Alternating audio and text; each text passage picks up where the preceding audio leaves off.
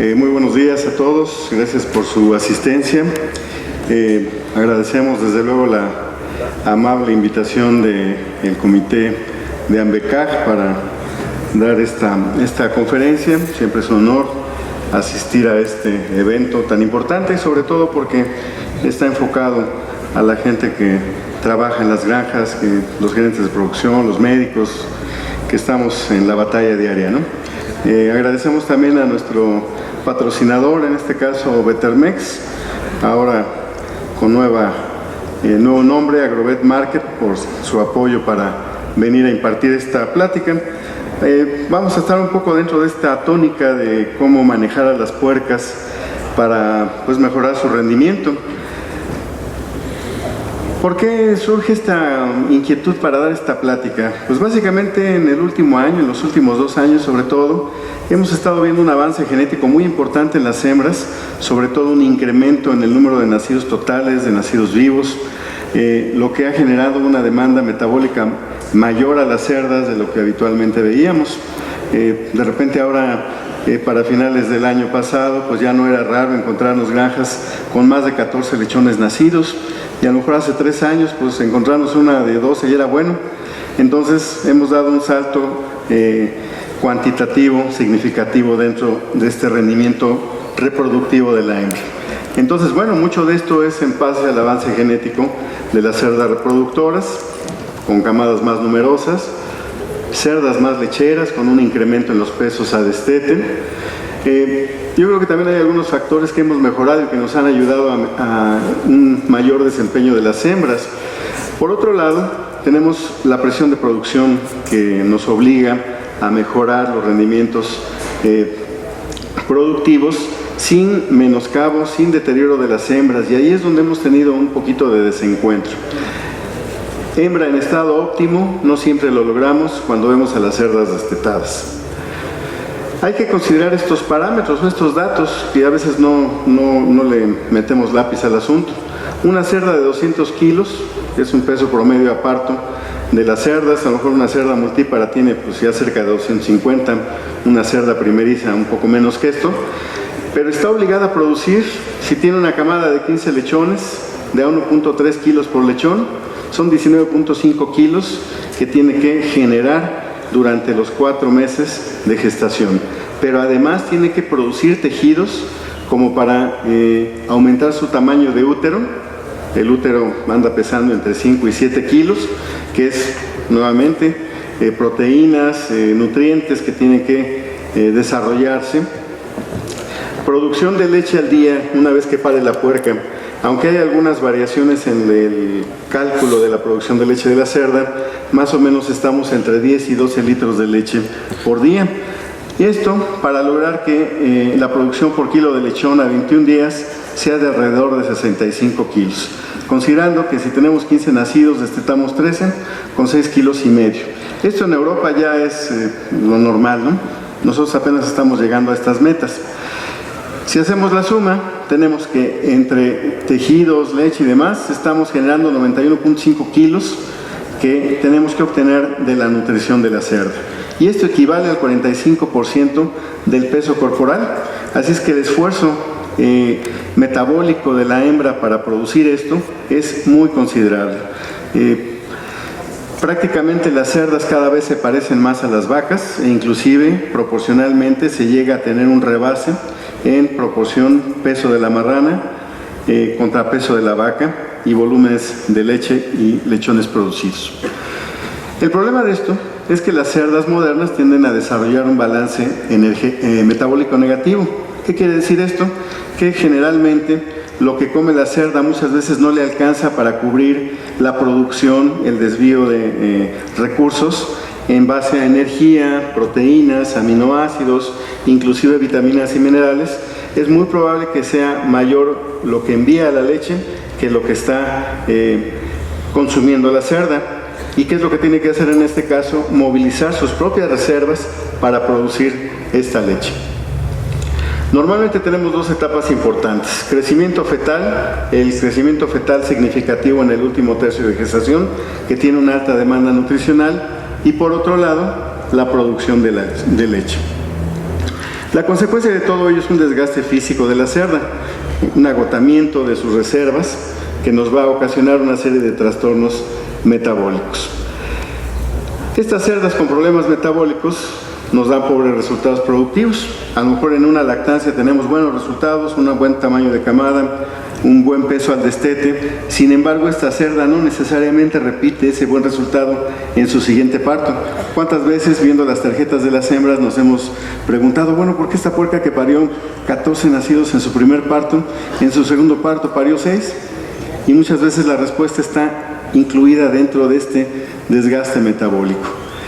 También muchas veces el desbalance genera bajos pesos al nacimiento.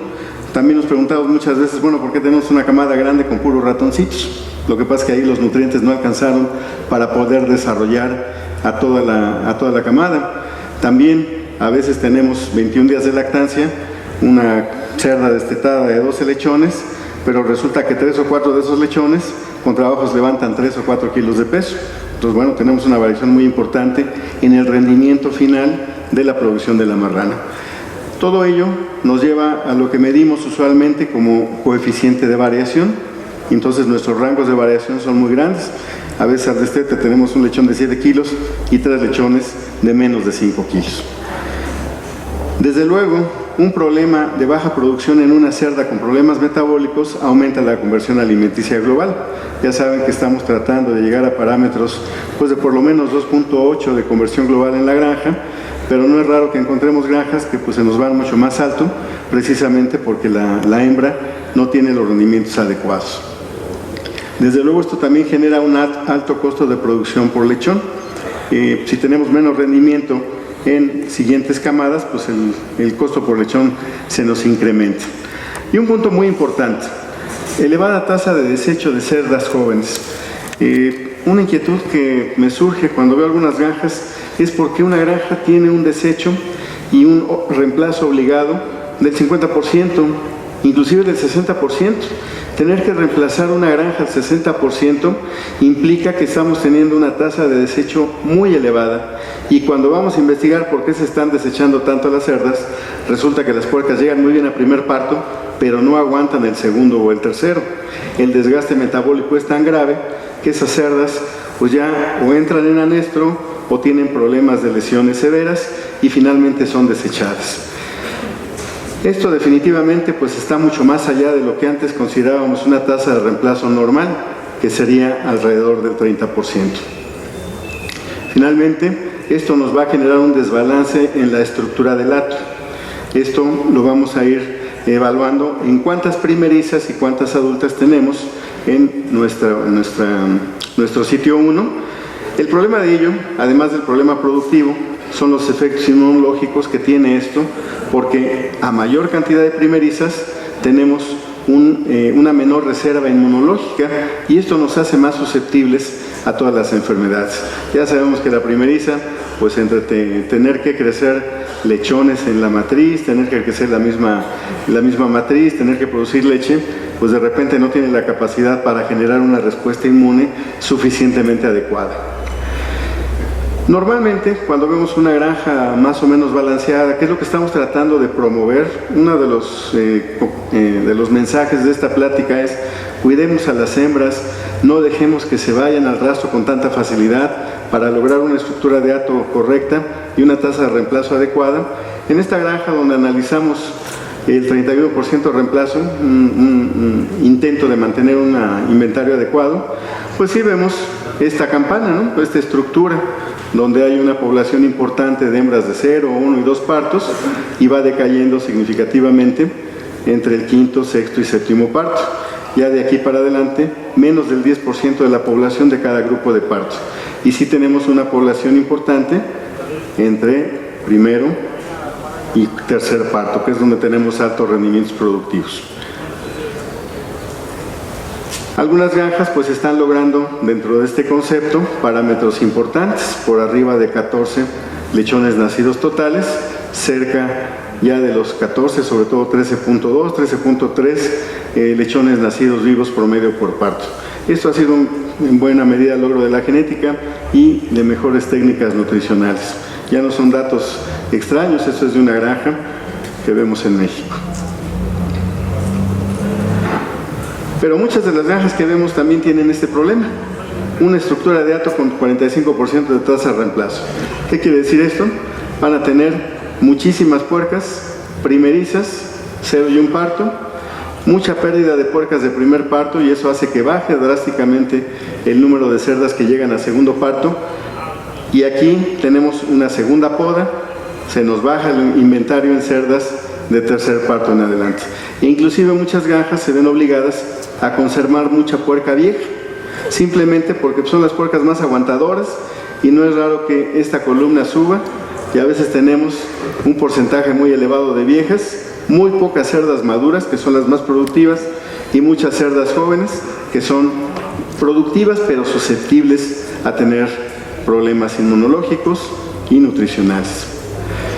Esta imagen la presentamos hace un año cuando dábamos las pláticas de diarrea epidémica porcina, cuando analizábamos cuáles eran los problemas inherentes a la inmunidad lactogénica, y ya desde entonces sabíamos que las puercas primerizas pues no nos daban suficiente protección en las camadas.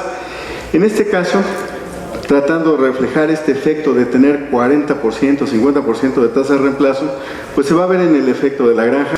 ¿Qué es lo que pasa en un brote de PET o en un rebrote como los que vemos actualmente? La mayoría de la mortalidad se encuentra en puercas de un parto, y otro tanto la vamos a ubicar en cerdas de segundo parto. Cuando vemos en una granja que la maternidad se llena prácticamente de cerdas adultas, la tasa de mortalidad se reduce, es más fácil controlar al virus. Pero cuando vemos una maternidad donde la mitad de las cerdas prácticamente están entre primero y segundo parto, pues la verdad es que los resultados son catastróficos y la tasa de mortalidad es muy elevada. Entonces, la verdad es que el PET nos está enseñando que no debemos tener estas tasas de reemplazo tan exageradas. Ahora vamos a entrar en temas. ¿Cuáles son las enfermedades metabólicas más importantes de la cerda reproductora? Esto lo hemos visto todos, pero a veces no lo reconocemos. Ese es un detalle muy singular. Son enfermedades que se ven todos los días en las puercas, pero es muy difícil evaluarlas clínicamente. Los 3 problemas más importantes son la cetosis, el síndrome de la cerda flaca, que es quizás el más evidente, y los trastornos del metabolismo del calcio. Todos ellos asociados a esta región del periparto, días previos al parto, días posteriores al parto. Vamos a hablar de la cetosis. La cetosis, pues curiosamente se ve sobre todo en cerdas de alta producción, pero que tienen problemas con el consumo de alimento, y la cetosis y el consumo de alimento tienen un factor de retroalimentación. A mayor cetosis, menor consumo de alimento. ¿Qué es la cetosis? La cetosis es la acumulación de cuerpos cetónicos, específicamente 2 moléculas que se conocen como ácido acetoacético y beta-hidroxibutírico. Estos cuerpos cetónicos están presentes en la sangre debido a que las grasas de reserva de la cerda se tienen que movilizar para producir energía. La energía que está consumiendo el animal no es suficiente para cubrir su requerimiento metabólico y tiene que movilizar grasas de reserva y con ello convertirlos en metabolitos que a su vez se transformen en energía. Normalmente el problema de la cetosis lo vemos en cerdas que entran a maternidad o están arrancando los primeros días de lactancia, en donde la cerda se encuentra en un balance energético negativo.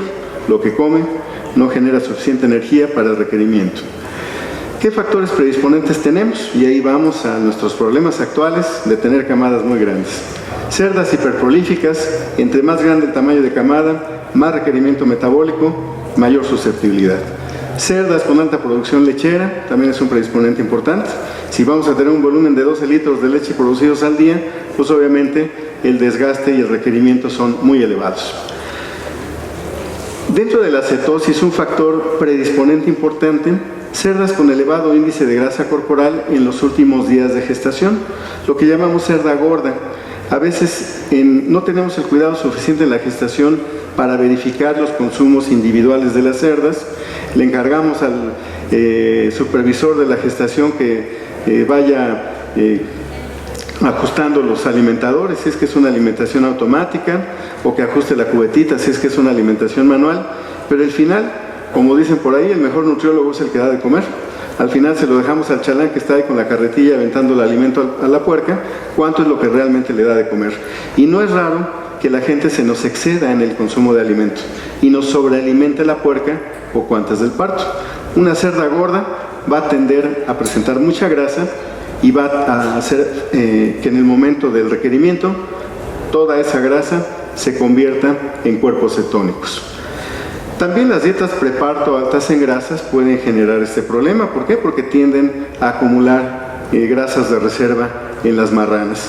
Es por ello que este manejo que antes teníamos muy comúnmente de cambiar la alimentación de lactancia en el último tercio de gestación, pues lo que puede hacer es más bien engrasarnos a la puerca y predisponerla a la cetosis. El otro predisponente, pues cerdas primerizas, sobre todo porque tienen menor volumen de consumo de alimento. El factor desencadenante de la cetosis puede ser sobre todo la anorexia en el periparto o en la lactancia. Si la cerda nos deja de comer 1 o 2 días, ya entramos en un periodo de cetosis. ¿Por qué deja de comer una puerca? Básicamente por estrés debido a los cambios de ubicación de granja, gestación, maternidad. Sobre todo en primerizas lo vemos comúnmente. Llevamos a la primeriza de la jaula de gestación a maternidad, llega a un lugar nuevo, desconocido, nunca había entrado ahí, y pues el estrés que le genera desencadena un proceso metabólico que ocasiona que se reduzca el consumo de alimento. Los cambios de alimento también son importantes, lo acaba de comentar el ponente anterior.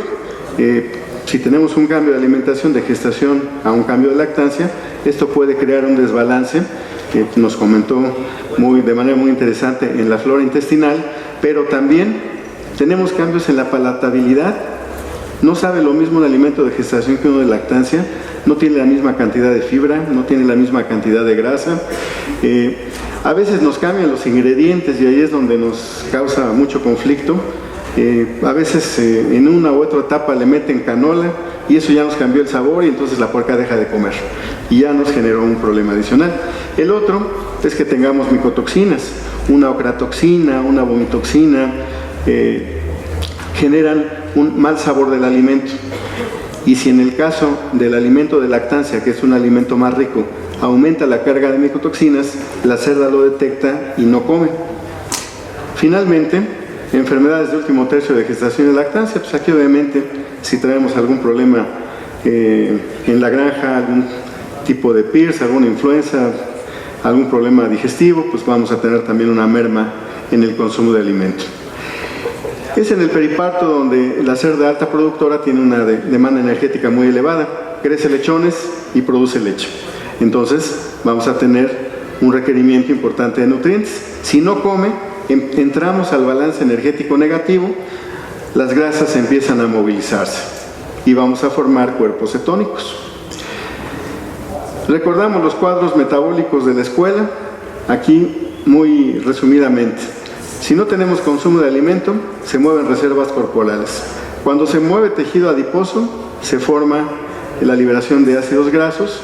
Estos pueden contribuir a un fenómeno conocido como hígado graso, también comentado en la ponencia anterior. El hígado graso reduce su actividad metabólica y por otro lado estos ácidos grasos deberíamos incorporarlos al ciclo de Krebs, al ciclo de glucólisis, para formar energía. Sin embargo, a veces no tenemos suficiente energía para hacer ciclo de Krebs y esto se convierte o se mantiene como el cuerpo cetónico y se traduce en la llamada cetosis. Hay una vía metabólica adicional que es muy importante considerar para el desgaste de la puerca. Si el tejido adiposo no alcanza, la cerda va a tomar de los aminoácidos de los músculos, de la proteína muscular, para formar glucosa y con ello tratar de mantener el estatus de producción, seguir formando leche y fetos, pero a costa de sus músculos, lo que nos lleva a una atrofia muscular. Este es un preámbulo para el siguiente tema, que es el síndrome de la cerda flaca. Entonces, tenemos movilización de grasas, no se pudieron oxidar esas grasas porque el hígado tenía algunos problemas de reserva energética, los cuerpos cetónicos se mantienen en la sangre, se aumenta la cetosis y el problema de los cuerpos cetónicos es que generan anorexia, quitan el apetito, el cerebro piensa que tiene una saturación de energía y entonces deja de comer. Si deja de comer, ¿qué va a pasar? moviliza más grasas, otra vez entramos a cetosis y seguimos profundizando la anorexia. Y luego nos preguntamos por qué una puerca que aparentemente está bien no come durante varios días. Desgraciadamente lo primero que hacemos es llegarle con el antibiótico a ver si así la levantamos. Y muchas veces lo que necesita es un poco de azúcar. Entonces, eso puede ser un círculo vicioso que ocasione bajos consumos de alimentos. ¿Qué hacemos para prevenir la cetosis? Desde luego, dependemos de los nutriólogos para que nos hagan una dieta balanceada, dependemos de la planta de alimentos con los nutrientes adecuados para formar el alimento, debemos verificar cuánto alimento están consumiendo las cerdas en gestación, debemos llevar un registro individual del consumo de alimento en la lactancia, muy importante para detectar inmediatamente si el consumo de alimento es bajo. Si un nutriólogo está considerando que la puerca en lactancia debe de comer 6 kilos para cubrir su requerimiento metabólico y la cerda nos come 4, nuestro balance energético negativo cada vez se hace más grande y entonces tendremos un adelgazamiento mayor. Muy importante saber cuánto comen las puercas para poder intervenir adecuadamente. Hay que evitar ingredientes con sabor desagradable. Desgraciadamente es inevitable meterle canola, pero a veces le meten el 100% de canola y obviamente una puerca no come. Hay que controlar enfermedades, desde luego. En lactancia, sobre todo, problemas de metritis y mastitis, tratamientos adecuados cuando hace falta. El traslado de cerda de gestación a maternidad con tiempo para su adaptación. ¿Cuántas maternidades estamos viendo que lavan en la mañana y llenan en la tarde? Y la puerca para el otro día. Peor aún cuando nos paren en la gestación. Ese sí es un desastre. Entonces, si no logramos controlar el estrés de las hembras, es muy fácil que entren en este tipo de problemas. Los tratamientos son en realidad muy sencillos. Cuando una cerda no come durante 2 o 3 días, es muy importante administrar glucosa por vía oral, en forma de melaza, en forma de azúcar. Le podemos dar un poco de preiniciador de los que usamos en maternidades y esto pues nos va a incrementar el nivel de azúcar en la sangre y con ello tratar de reducir el fenómeno cetósico. También podemos aplicar un estimulante del apetito, un estimulante fosfórico, para que con ello mejore el consumo. Entonces, objetivo, retomar el consumo de alimento y dar una fuente de energía para que haya un adecuado metabolismo de esos cuerpos cetónicos. ¿Cuáles son las consecuencias de una cetosis? Hay cerdas que se mueren de hipoglicemia y cetoacidosis cuando una puerca deja de comer varios días. El cuerpo cetónico es tóxico para el cerebro y esto va a crearnos una especie de coma diabético. Adelgazamiento extremo, las cerdas se nos enflacan, se nos van al estado caquéctico y entonces pasamos a síndrome de cerda flaca. Pasamos al otro tema, que es el síndrome de la cerda flaca. Aquí nos preguntamos siempre, bueno, ¿cuántas puercas o cuántas veces vemos puercas en estas condiciones, ¿no? En nivel 1. Inclusive a algunos les gustan las puercas muy flacas. Dicen, no, una puerca flaca produce más. La realidad, y cuando le hacemos números, es que una puerca muy flaca no produce más, produce lástima, porque acaba yéndose a rastro por inservible y en una condición deplorable, ¿no? Ahora sí que si lo viéramos de bienestar animal, pues sí estaría complicado. Pero ¿qué es lo que pasa con esta cerda huesuda? Todas las prominencias óseas son evidentes abajo de la piel, desarrollo de masa muscular pues prácticamente pobre. Inclusive aquí más bien lo que vemos es una atrofia de masas musculares, es una pobre desarrollo de la glándula mamaria, generalmente malas camadas en partos subsecuentes, puercas que casi siempre están tiradas o están acostadas porque no tienen fuerza para mantenerse de pie. ¿Qué pasa con estas cerdas? Son cerdas que desarrollan una mala condición corporal debido a que perdieron masa muscular. Aquí no solamente perdieron tejido graso, no solo se adelgazaron, perdieron masas musculares, lo vemos sobre todo en los jamones. El jamón se reduce considerablemente de tamaño y además, pues desde luego perdió su tejido adiposo. El problema es que generalmente es una condición irreversible. La atrofia muscular es muy difícil de revertir por más que le demos de comer a la puerca. Y también hemos visto esto, ¿no? Cerdas de 3, 4 partos que siempre están flacas. No hay manera de engordarlas. La calificación de estas hembras, pues generalmente anda en el nivel 1. ¿Qué es lo que va a pasar en este caso como vía metabólica? Un bajo aporte nutricional en condiciones de alta producción de leche, pues nos va a causar un balance metabólico negativo, nuevamente el término. Basamos al problema de hipoglicemia, que nos puede llevar a la cetosis, pero sobre todo a la atrofia adiposa. Muchas de estas reservas de grasa ya no se recuperan tampoco porque las células grasas se pierden. Por otro lado, un bajo nivel de proteína debido a un bajo consumo de aminoácidos en la dieta nos va a generar desgaste muscular. Los músculos aportan los aminoácidos para producir la leche a costa de destruir al tejido muscular. La consecuencia, adelgazamiento extremo por la pérdida de masa muscular y grasas, alteraciones hormonales por la pérdida de grasas. Algunos factores predisponentes, aquí algunos habrá que manejarlos dentro de este proceso de renovación de las piaras. Cuando servimos una cerda de reemplazo con un peso menor o igual a 130 kilos, generalmente tendemos a ver mayor incidencia de problemas de cerdas flacas. Porque estas cerdas que apenas están creciendo y les exigimos una camada de 14 lechones, pues van a tener un desgaste importante. El nutriente no alcanza a cubrir ese requerimiento de crecimiento y producción. Nunca desarrollan suficientes niveles de grasa corporal de reserva y pues obviamente estos animales al parto van a tener un problema de desgaste significativo. Montar a cerdas muy desgastadas en la lactancia previa. Esto que es lo que a veces vemos como el síndrome de la caída de segundo parto. 14 lechones nacidos totales en un primer parto de primeriza, en segundo parto se nos va a 10 y la puerca medio flaca. ¿Qué pasó ahí en estos casos? Pues la cerda no alcanzó a reponer la condición corporal. Una cosa que hizo una granja muy curiosa, y pues nosotros pensábamos que era en contra de la economía, es que a todas las cerdas primerizas les dejan pasar un calor. Así como estén, si están gorditas, si están flaquitas, todas las primerizas se les deja pasar un celo, se montan 21 días después. Obviamente el intervalo de destete monta en esa granja en las primerizas es pues considerablemente alto. Pero ¿qué nos encontramos como sorpresa? Que si las puercas parían 14 nacidos en primer parto, en el segundo parto paren 15. Se incrementó por lo menos un lechón el nacido y el rendimiento de la puerca excelente. Normalmente se mantiene una población importante de puercas adultas.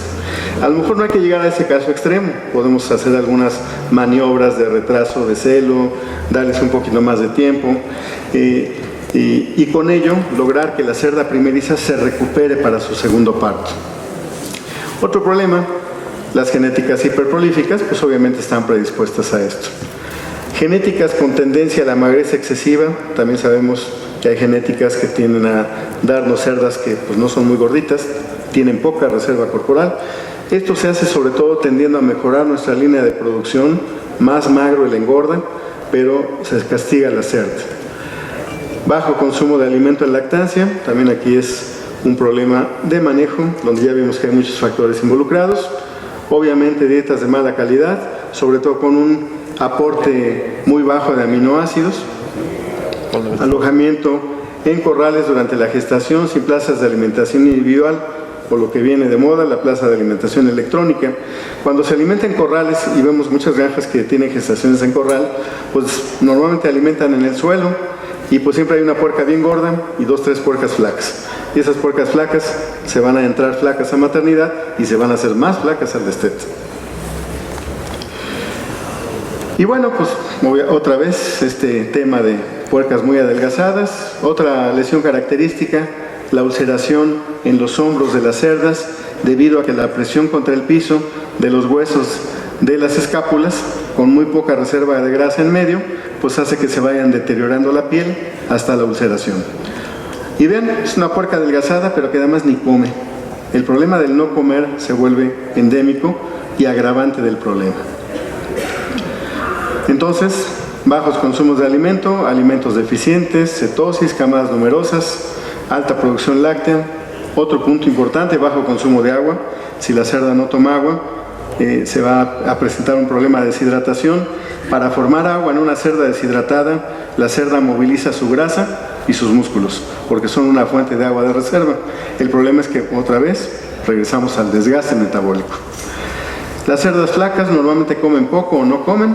Muchas veces entran en agalactia, se adelgazan, se ulceran, hay el síndrome de polidipsia o poliuria. La cerda intenta tomar más agua pero orina mucho, empieza a tener problemas para levantarse o parálisis lo que se llama paresia hipocálcica, y el problema a largo plazo, que es la osteomalacia u osteoporosis.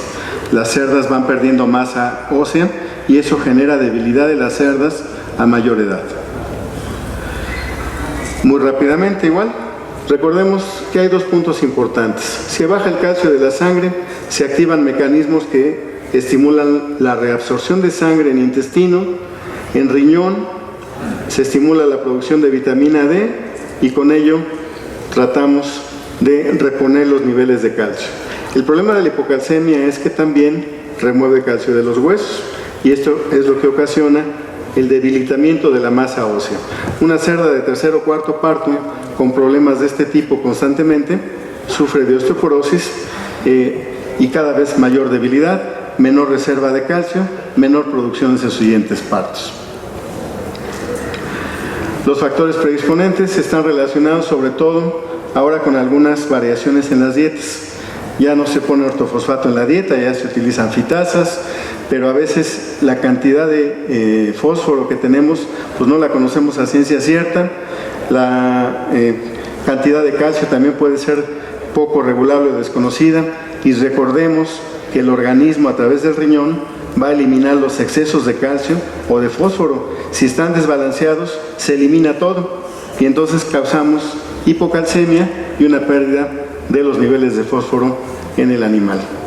También fuentes de calcio de mala calidad, deficiencia de vitamina D. Aquí recordemos que las grasas rancias que a veces usamos en la dieta oxidan las vitaminas liposolubles como la vitamina D y esto nos puede generar un problema de deficiencia de esta vitamina que va a favorecer la hipocalcemia. Bajo consumo de alimentos, desde luego, alta producción lechera, camada numerosa. Y bueno, les decía, problemas de cuadro clínico, debilidad, temblores musculares, fatiga y reducción de producción láctea. El tratamiento en estos casos básicamente es recuperar los niveles de calcio y fósforo. Usualmente por vía parenteral se aplican fuentes de fósforo para estimular la retención de calcio y la retención de fósforo en el animal. De la osteomalacia se puede recuperar parcialmente con una dieta balanceada calcio-fósforo en la gestación. Sin embargo, la osteoporosis no tiene remedio. El hueso atrofiado está irremediablemente perdido. Bien, eso es lo que podemos compartirles y muchas gracias por su atención. Gracias.